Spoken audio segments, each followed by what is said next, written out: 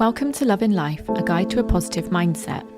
My aim is to show you that the key to a happier and more positive mind is to love the life you have. We will look at tips and tools you can use to improve your mindset, and the best thing is, we'll all be on this journey together.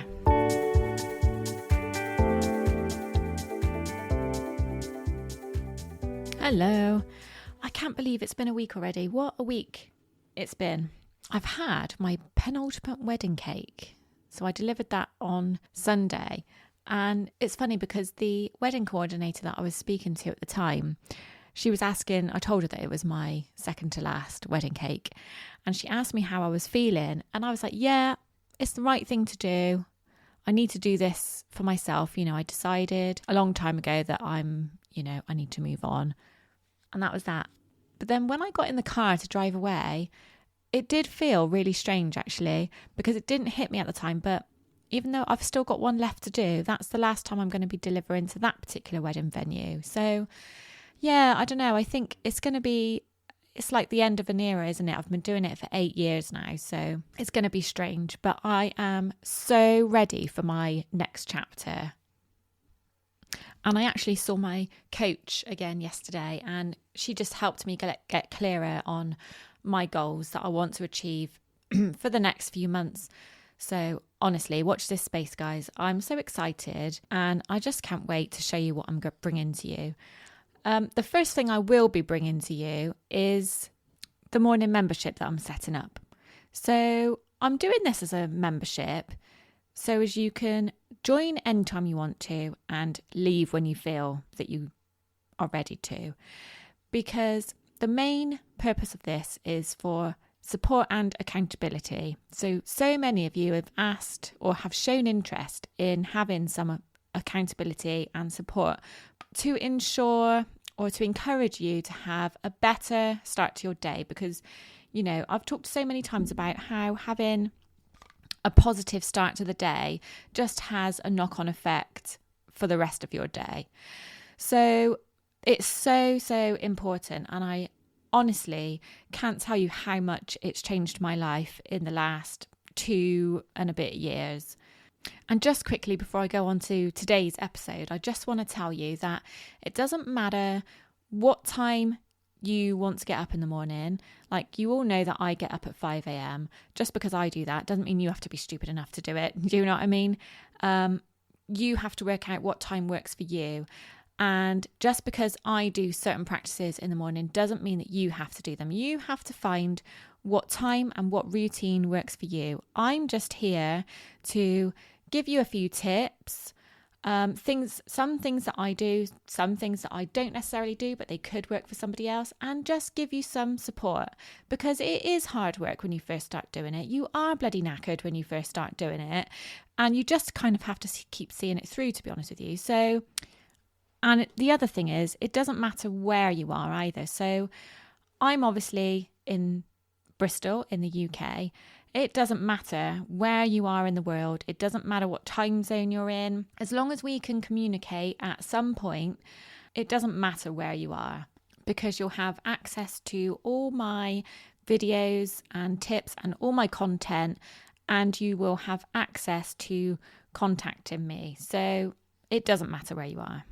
So keep your eye out for that, because that will be ready to get going within the next week or so. Hopefully by the next time I speak to you on this podcast. So let's get going on today's episode. Today I fancied doing something a little bit different, something I've not done before. And that is getting you to ask questions on whatever it is you want to know. And I did this on Instagram stories. So if you didn't see it, you obviously aren't following me. What are you doing? Pause this right now, go and follow me. So the first question I got asked was, how to stay positive when manifesting your dream home? How does this never look like the picture, and I'm starting to worry that we won't find it or have to settle for less? Yeah, it's really clever how estate agents managed to make rooms look so much bigger on photos, isn't it? Actually, there's a couple of answers I've got for this particular question, because it's never really as black and white as it seems, is it? But my top piece of advice. Like, I'm a massive, massive believer in going with your gut, going with your instinct. Like, if your initial feeling when you walk into a house isn't one that is right for you and speaks out to you straight away, if it doesn't feel right, then it's probably not. And you have to go with that gut instinct, which you obviously are doing. So that is great. And I think the most important thing to remember is, if you're a big believer also in going with your gut instinct, like, who has given you that gut instinct? Where is that coming from? Like, I believe, this might sound a bit wacky now, but I believe that somebody is telling us that gut feeling. I believe that we're being told from somebody, whoever, I don't know, whatever force it is, but I believe that that is what somebody is wanting us to feel, wanting us to believe. And if you're inclined to believe in that, then you'll probably be inclined to believe in that the right place will rear its head when it needs to. Like, you'll know when the right place comes along.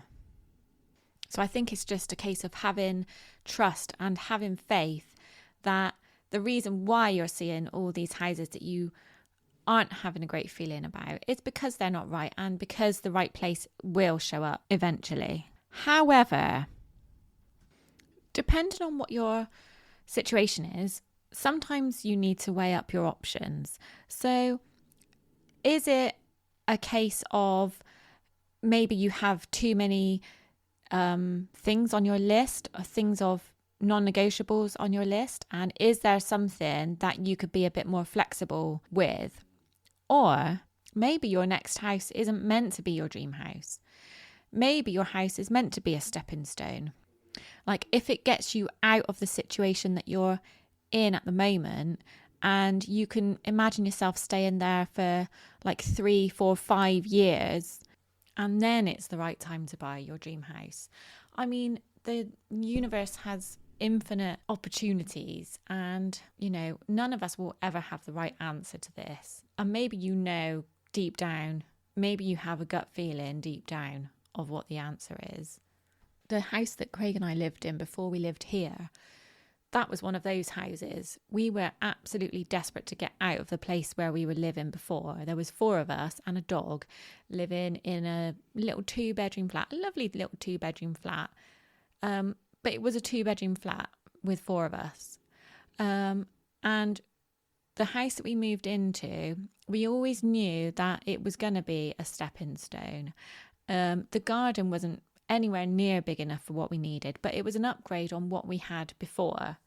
And then it turned out that actually worked really well in our favour then when we came to sell the house and buy this place, because we'd actually made so much money on it.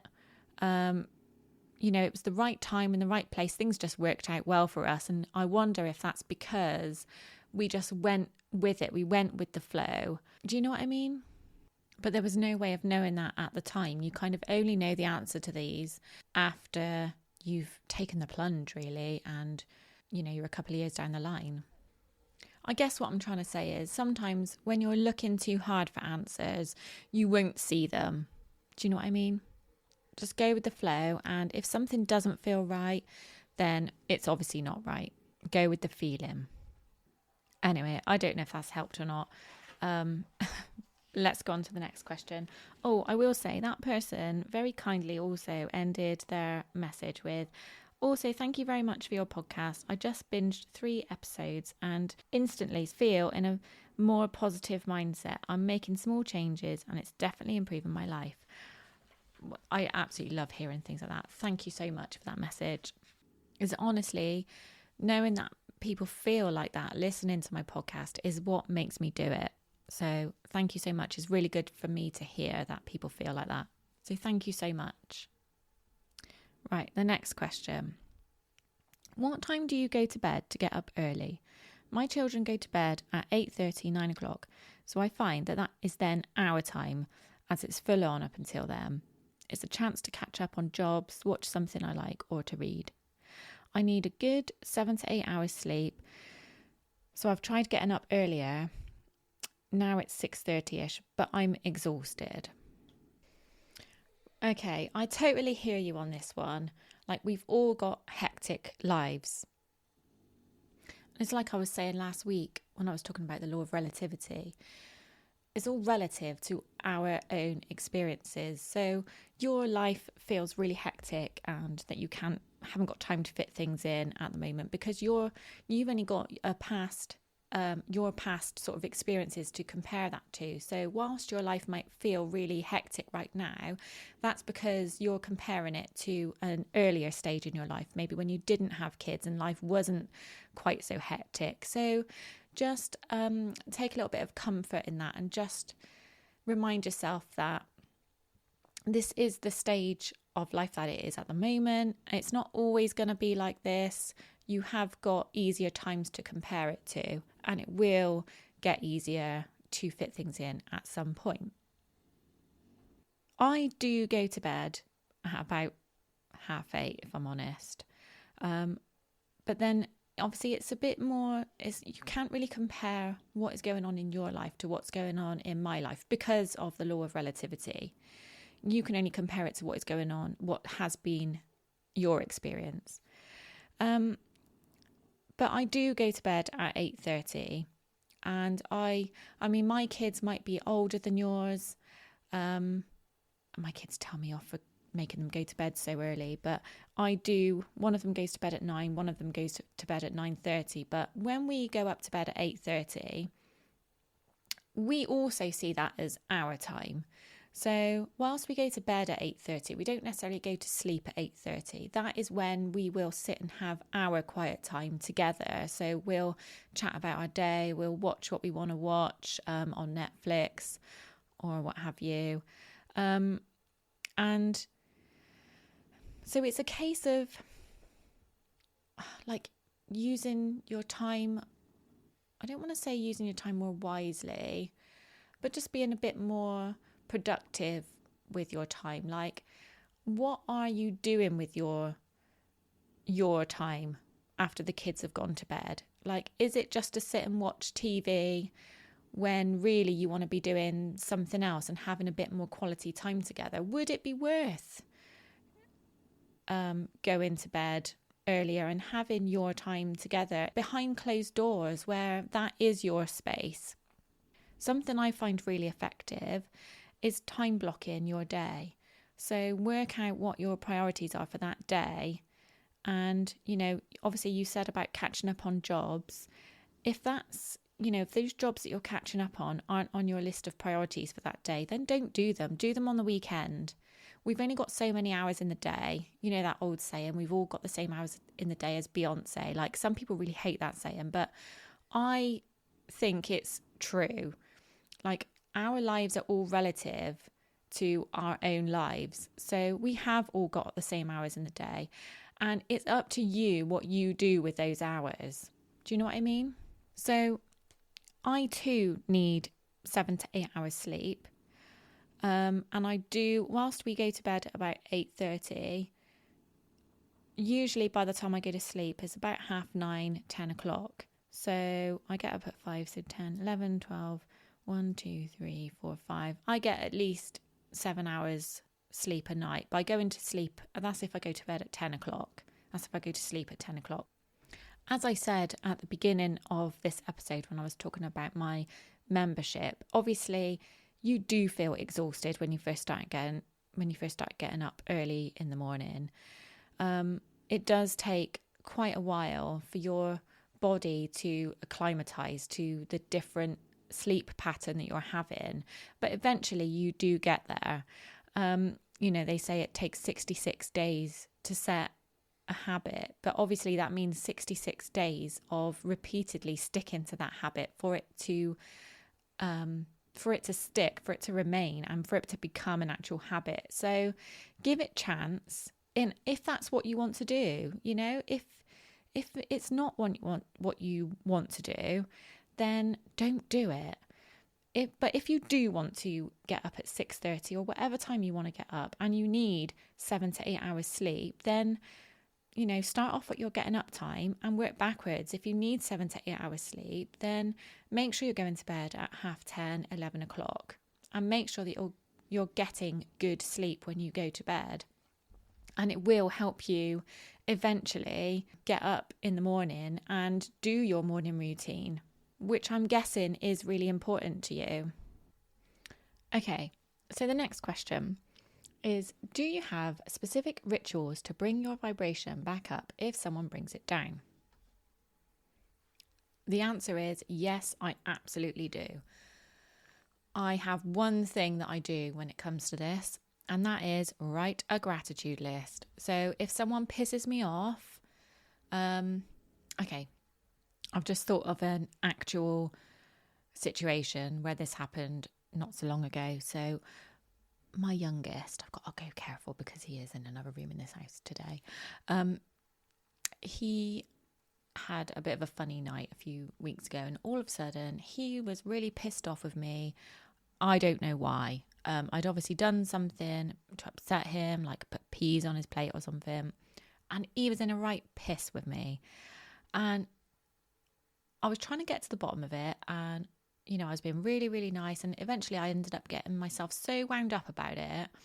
And I thought, you know what, I can't do any more in this situation. So I went downstairs, and because I could feel myself getting really annoyed with him, like there was obviously something going on for him there, which yes, I'm his mum, but I can only do so much. So I stepped away from the situation and I wrote a gratitude list. I wrote a list of all the things that I absolutely love and admire about him. And one of the things on that list is how sensitive he is. That just proved to me you can't really have it both ways, can you? If you appreciate him being sensitive, then you're going to have these sensitive moments. So it actually does just bring it into perspective. When someone's brought your vibe down, write a gratitude list, and it just reminds you of all the things you are grateful for. And it does just bring your vibration back up. Even if it's just slightly, bringing it up, whatever, is better than having it down. And then it did turn out that it was because I was trying to make him eat his peas. What a monster. But yeah, he just needed some space, and I gave it to him, and everything was hunky-dory after I'd written a gratitude list. It just solves so many problems in your head. Okay, the next question. There was a few questions about time management. So I'm going to read out one. But obviously, if you did send me a message about managing your time and I haven't read out yours, then obviously this applies to you as well. But the question is, when all of the day-to-day things get overwhelming, how do you strip it back and try to change your mindset and priorities so as you can do better each day and maintain being consistent? So I don't know if you listened to last week's podcast episode, the second part of the universal laws, but I kind of spoke about this myself. So I do quite often find that the little day-to-day things get overwhelming. Last week I was overwhelmed by the amount of washing that I had, for example. And the reason why I was talking about that in last week's podcast is because I was talking about the law of polarity. So that just means that there is an opposite to everything. So every feeling that you have, there is an opposite feeling. Every situation you're in, there's an opposite situation. So when you're in a feeling of overwhelm or anger or, whatever, think about what the opposite feeling would be. So that is one thing that I did last week. So I spoke about feeling overwhelmed about my washing, and then I remembered a time when my washing basket was empty. And it does make you think, actually, it was only empty a week before. It just feels, once things start getting on top of you, it just feels like the whole world is crashing down. But actually, if you think about the opposite feeling, sometimes you realise that actually it wasn't that long ago anyway, so it just feels worse than it already is. However, just by realising that there is an opposite feeling to how you're feeling right now, just makes you look out for it more. And funnily enough, after I posted that podcast episode, the following day the sun was out and I managed to get a load of washing done. It was just surreal. Like, it had rained for weeks before and I was struggling to get the washing done. And then as soon as I spoke about the law of polarity and realising that there was an opposite way to the overwhelm that I was feeling, a solution just came up the following day. So is that coincidence? Who knows? I don't believe it is coincidence, but if it is, then brilliant. It was a great coincidence. So yeah, just remind yourself that whatever negative situation that you're in, there is always an opposite to that. Try and put yourself in the feeling of that opposite, and then you might attract that opposite. Okay, another good question is, how do you grieve friendships ending? So, and this obviously applies to relationships, family relationships as well, any relationship ending. And this is something that we all have to go through from time to time. You know, not many friendships last forever. And when they do end, they always feel, depending on how close you've been with somebody and how that friendship ends, it just feels like, oh, it's horrible. But we've all been there. So a couple of things. The first thing is to write a gratitude list. Like, write a list of the things that you're grateful for when that relationship was great. Like all the lovely times you had together. You don't have to write this down, but obviously just think about all those lovely times and just be appreciative for all those times that you did have. And then something else you can do, because obviously whilst that does make you feel better and it obviously gives that friendship whilst it lasted, it gives it a purpose. Think about how that, if you're still finding it difficult, think about how that friendship serves you now. So if you can write a list of how that friendship is actually serving you right now, then maybe you can do something about it. If you're struggling to think of reasons that that friendship serves you or this person serves you, then that in itself is all part of the healing process. Whilst it's not easy to have that realization that it's not serving you anymore, it is part of the healing process. Something else that is quite difficult to say, because obviously when you're going through these things, they feel like the worst thing on earth. But one really important thing to think of is think of the bigger picture. Think about your life, okay? So if you live to 80 years old, for example, do you think you're going to be feeling the pain that you're feeling right now from this in the whole span of your lifetime? And hopefully you'll see that the answer is no. Like, yes, it feels shit right now, but just know that it will pass, because you've got so many more experiences to come, like some great, some not so great. But this, how you're feeling right now, is just this little part of time in your lifetime as you are now. And then finally, think of the friendships that you have got right now that do bring value to your life.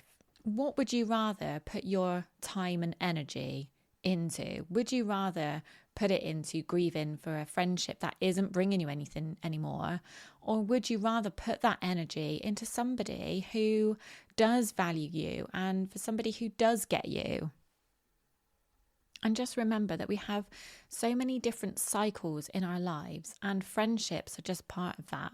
So there are going to be different friendship cycles in your life, because you have a cycle that is continually changing. So your friendships and the people that you attract to you are going to cycle around that with you.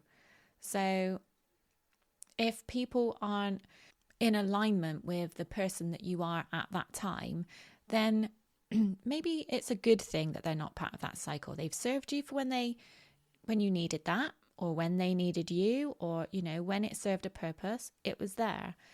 But now you've moved on to something else because you're in a different cycle of your life. And just think about all the amazing relationships that you have got around you that are in alignment with that new cycle of your life.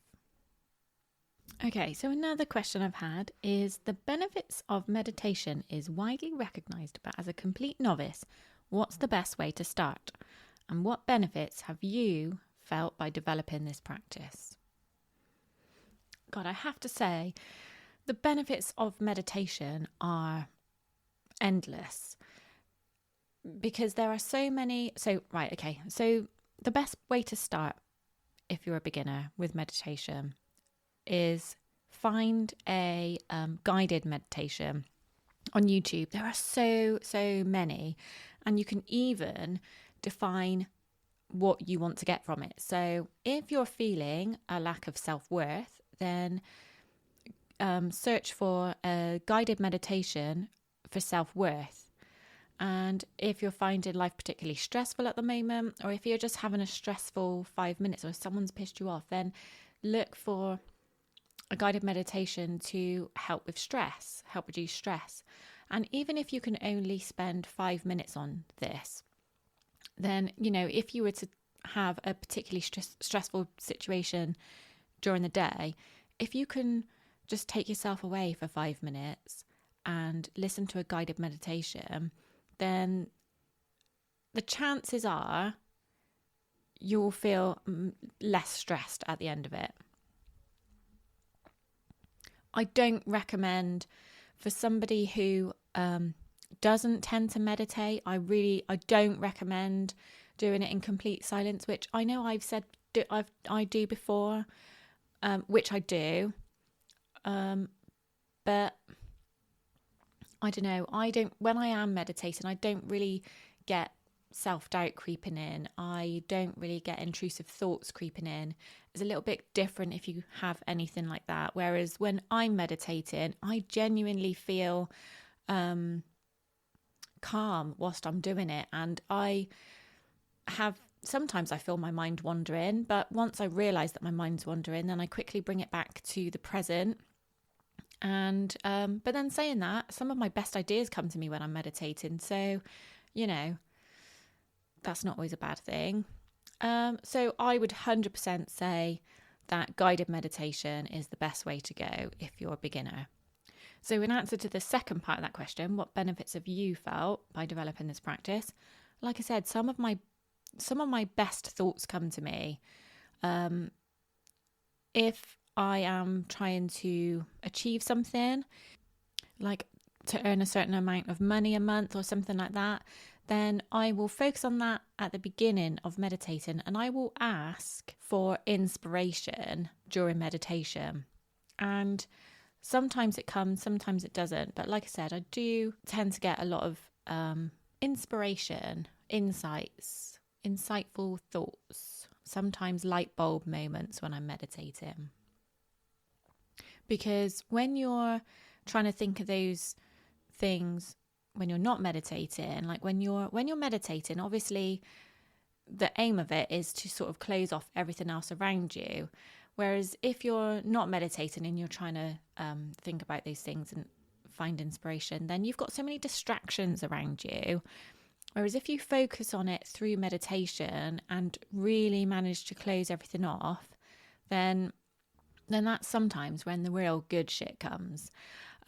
I do find it difficult sometimes if I'm not on my own. So like sometimes if I'm downstairs meditating in the morning and Craig has miraculously got up earlier, and he's downstairs with me, and then the dogs are there as well, I do find it hard to concentrate because, you've got other people in the room with you. You've got Hugo snoring, just another human being breathing, like no offense, Craig, if you're listening, but like, that's a distraction, isn't it? So I do find it best when I'm on my own. So I do try and do it before anybody else comes down, just because I just get easily distracted when I'm doing it.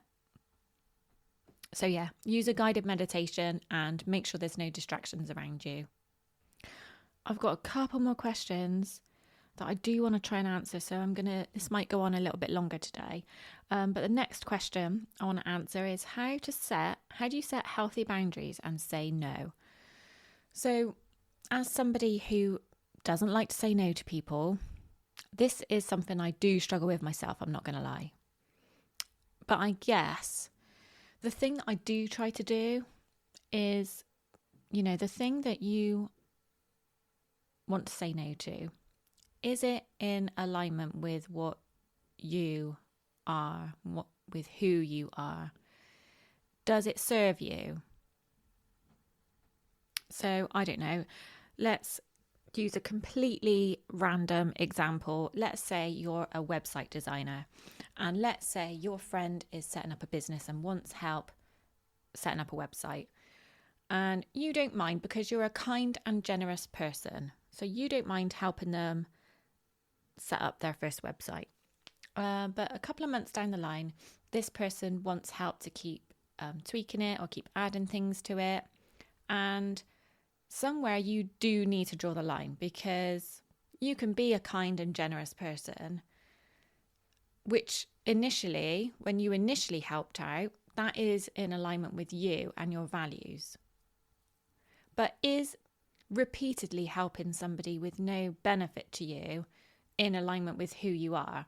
At some point that becomes being taken advantage of. And that's not necessarily because the person is intentionally taking advantage of you, but that is what's happening. And then the second thing that I mentioned, does it serve you? So sometimes there might be things that you don't really want to do, but in the grand scheme of things panning out, it will benefit you eventually. So sometimes it's worth saying yes to things that you don't necessarily want to, if it's going to benefit you. But if it's not, and it's not in alignment with who you are, what your values are, then that's when you have to draw the line and say no. And, you hear people saying all the time, you don't need a reason to say no. But if you're anything like me, you do feel like you need to give a reason. And if the reason is because you've got so much of your own shit going on, then just say that. That is a perfectly good reason to say no to something. So that's all the questions I'm going to answer today. There were a few more that came through, and one of them in particular is, it deserves a whole podcast episode in its own right. So I'm going to save that one for another time. Thank you all so much for your questions. I've really enjoyed doing that today, actually. So I think I'll do one of those every now and again. I have tried not to sound like an agony aunt, because obviously that is not my job. My job isn't to solve problems for people. My job is just to help you look at things in a different, more positive perspective. So I hope I've done that. And maybe I've given a bit of tough love. I don't know. Hopefully it's kind of tough love when it's needed to be. Hopefully I've inspired you to think about my morning membership, because the whole point of it is to give accountability, is to give support, because it's not easy. If it was easy, then everybody would be doing it and everybody would be successful. Do you know what I mean? But it's not easy. We do need support. It is tough. And that's what I'm here for. So look out for that in the next week or so. And until then, have an amazing week. And I will speak to you next week. Bye.